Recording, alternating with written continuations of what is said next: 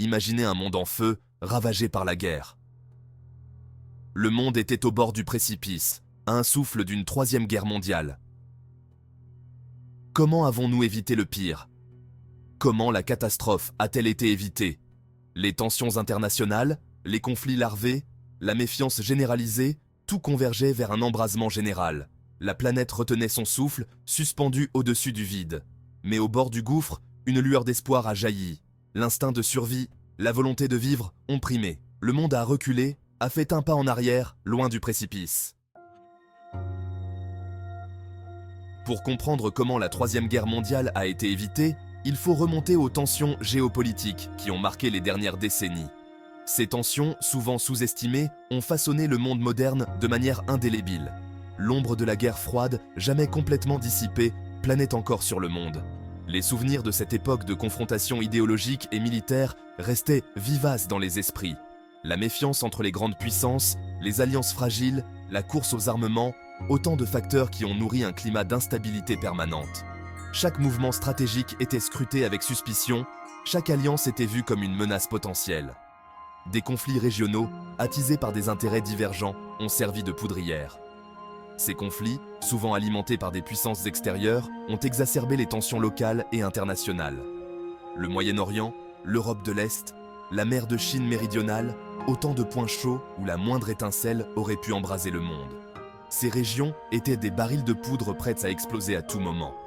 Les cyberattaques, la désinformation, les guerres économiques sont devenues les nouvelles armes de cette guerre froide 2.0. Les conflits ne se limitaient plus aux champs de bataille traditionnels, mais s'étendèrent désormais au cyberespace et à l'économie mondiale. La prolifération nucléaire, quant à elle, représentait une menace existentielle. Les arsenaux nucléaires, en constante expansion, étaient une épée de Damoclès suspendue au-dessus de l'humanité. Chaque essai nucléaire, chaque déclaration belliqueuse ravivait le spectre d'une apocalypse nucléaire. Les discours enflammés et les démonstrations de force ne faisaient qu'aggraver la situation. Un fragile équilibre de la terreur, certes, mais un équilibre tout de même. Cet équilibre, bien que précaire, a permis d'éviter le pire et de maintenir une paix relative pendant des décennies. La guerre moderne ne se joue plus seulement sur les champs de bataille traditionnels. Les avancées technologiques ont transformé la nature des conflits, introduisant de nouvelles dimensions et de nouveaux acteurs. Les cyberattaques et la désinformation sont devenues des armes redoutables, capables de paralyser des infrastructures critiques, de semer le chaos et la confusion. Les hackers peuvent infiltrer des systèmes vitaux, compromettant la sécurité nationale et perturbant la vie quotidienne. Des États voyous, des organisations terroristes, des acteurs étatiques masqués, tous se livrent à une guerre de l'ombre, invisible mais bien réelle. Ces entités utilisent des tactiques sournoises pour atteindre leurs objectifs sans jamais se montrer au grand jour. Les réseaux sociaux, initialement conçus comme des outils de connexion et de partage, sont devenus des terrains de propagande et de manipulation massive. Les fausses informations se propagent rapidement, influençant les opinions publiques et les décisions politiques. Des algorithmes sophistiqués, nourris par nos données personnelles, nous enferment dans des bulles informationnelles, où la vérité est souvent la première victime. Ces bulles renforcent nos croyances existantes, rendant difficile la distinction entre le vrai et le faux. Face à ces nouvelles menaces, la communauté internationale a dû s'adapter. Les gouvernements collaborent pour développer des stratégies de défense et de résilience, cherchant à protéger leurs citoyens et leurs infrastructures. La vigilance reste de mise. La lutte contre ces menaces invisibles nécessite une surveillance constante et une adaptation continue aux nouvelles tactiques employées par les adversaires. Parallèlement aux cyberattaques et à la désinformation, la course aux armements s'est poursuivie à un rythme effréné. Poussées par un sentiment d'insécurité croissant, les grandes puissances ont multiplié les investissements dans leurs arsenaux militaires, développant des armes toujours plus sophistiquées et destructrices.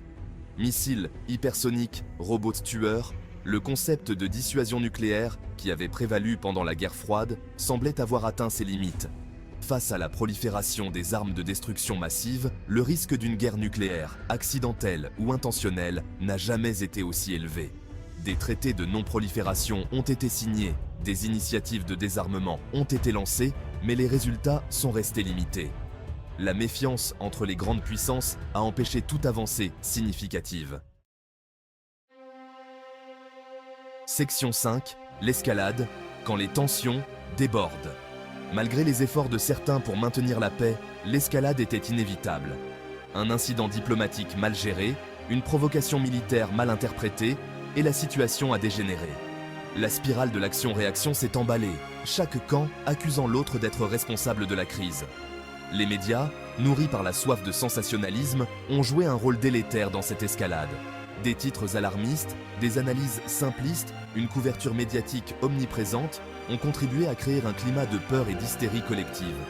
L'opinion publique, bombardée d'informations contradictoires et anxiogènes, ne savait plus qui croire ni à quoi s'en tenir. Le monde était au bord du précipice, suspendu à un fil. Section 6. Un monde au bord du précipice. L'atmosphère était suffocante.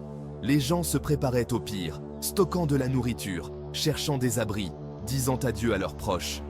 L'ombre de la guerre, menaçante, planait sur le monde. Les marchés financiers s'effondraient, les gouvernements vacillaient, les alliances se fissuraient, le chaos s'installait, insidieusement. Des voix se sont élevées pour appeler à la raison, pour rappeler les horreurs de la guerre, pour plaider en faveur de la paix.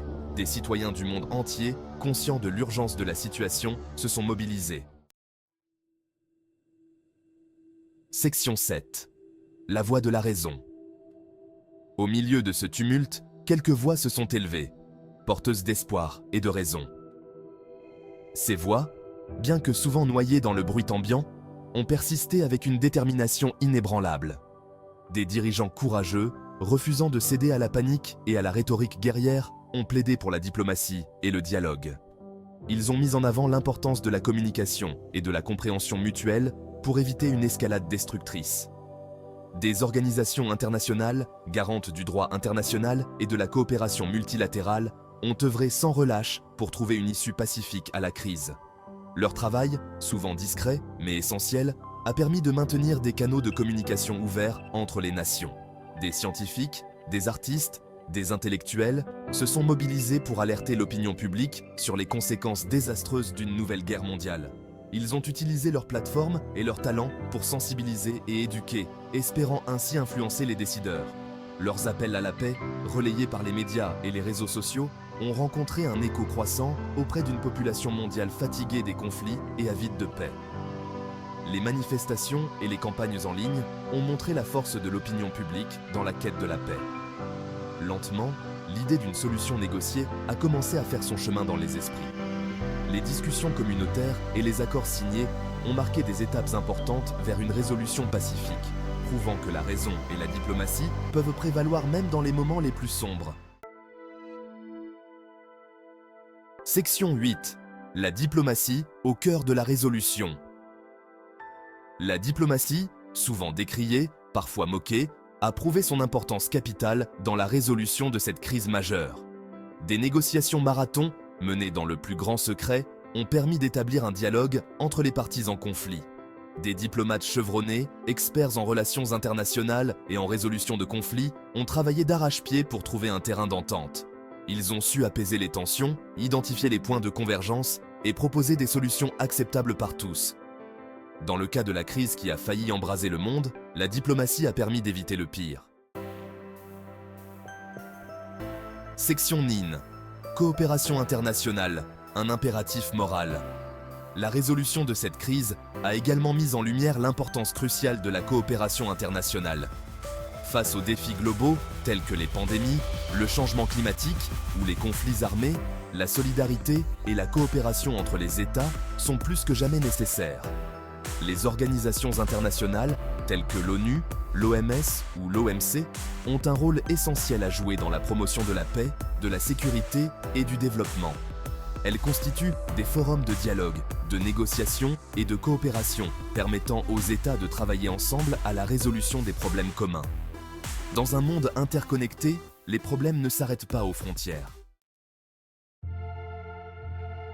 Section temps. Leçon d'une crise aiguë. La crise qui a failli plonger le monde dans le chaos a été un électrochoc salutaire. Elle nous a rappelé la fragilité de la paix, la rapidité avec laquelle les tensions peuvent dégénérer et les conséquences potentiellement désastreuses d'un conflit nucléaire. Elle nous a également permis de tirer de précieux enseignements. Tout d'abord, l'importance du dialogue et de la diplomatie.